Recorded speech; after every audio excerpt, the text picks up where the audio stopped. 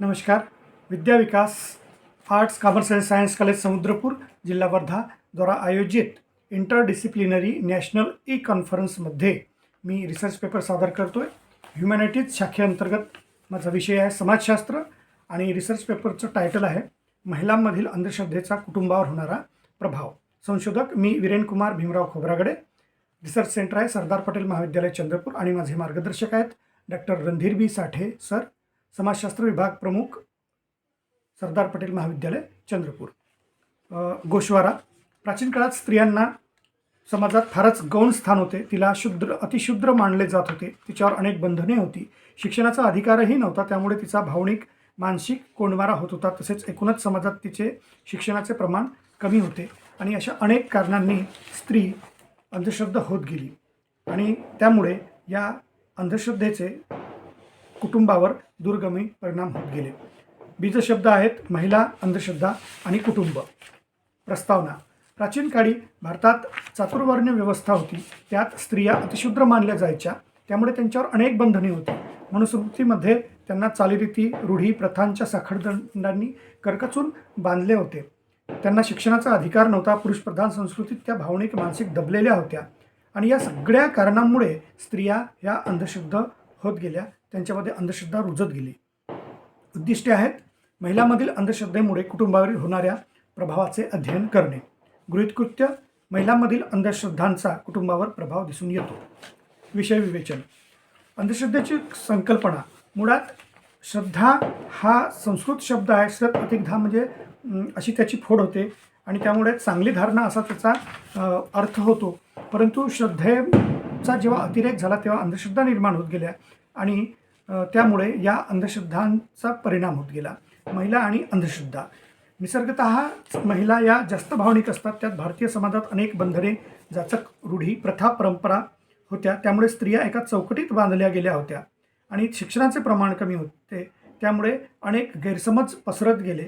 सोबतच पुढे येणारी पिढी ही विवेकबुद्धी न वापरता हे असेच आहे समजून सगळ्या अंधश्रद्धांचे पालन करत गेली. त्यामुळे अंधश्रद्धांचे पुढील पिढीत संक्रमण होत गेले. महिलांमधील अंधश्रद्धेचा कुटुंबावर होणारा प्रभाव. कुटुंब म्हणजे एकमेकांशी नाती असलेल्या माणसांचा समूह होय. अशा विविध व्याख्या कुटुंबाच्या करता येतील. प्राचीन व मध्ययुगातही स्त्रियांना केवळ चूल आणि मूल सांभाळावे अशी धारणा होती. भारतीय समाज हा पुरुषप्रधान असला तरी आजही नोकरी करणाऱ्या स्त्रियांचे प्रमाण फार कमी आहे. त्यामुळे कुटुंबात त्या जास्त वेळ असतात. तसेच पुरुष यांना त्या कारणाने घराबाहेर पडत असतो. पण स्त्रीचे विनाकारण घराबाहेर पडणे आजही समाजाला मान्य नाही. त्यामुळे स्त्रियांचा जास्तीत जास्त वेळ कुटुंबातच जातो आणि त्यामुळे साहजिकच त्यांचा प्रभाव, त्यांच्या वैचारिकतेचा प्रभाव कुटुंबातील मुलांवर किंवा पुढच्या पिढीवर पडत असतो.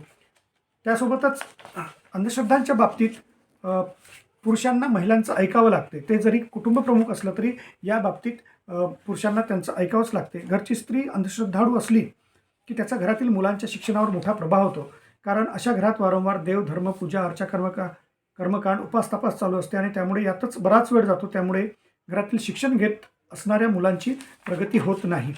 वैज्ञानिक दृष्टिकोन धुळीस मिळतो.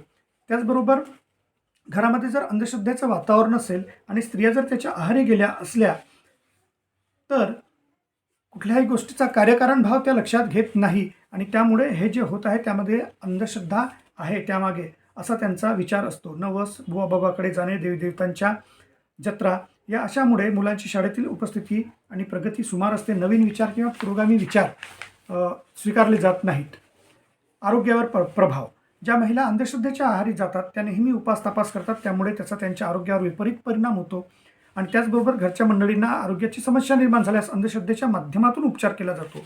बरेचदा यातून आरोग्याचे प्रश्न निर्माण होतात आणि काही वेळेस यातून जीव गेल्याचेही उदाहरणं आपल्याला आढळून येतील. शैक्षणिक प्रगतीवर प्रभाव. ज्या कुटुंबातील महिला अंधश्रद्धेच्या आहारी गेलेल्या असतात त्या कुटुंबातील मुलांची शाळेतील उपस्थिती कमीच असते. तसेच घरात अभ्यासाचे वातावरण नसल्यामुळे प्रगती सुमार असते. कुटुंबाच्या आर्थिक परिस्थितीवर प्रभाव.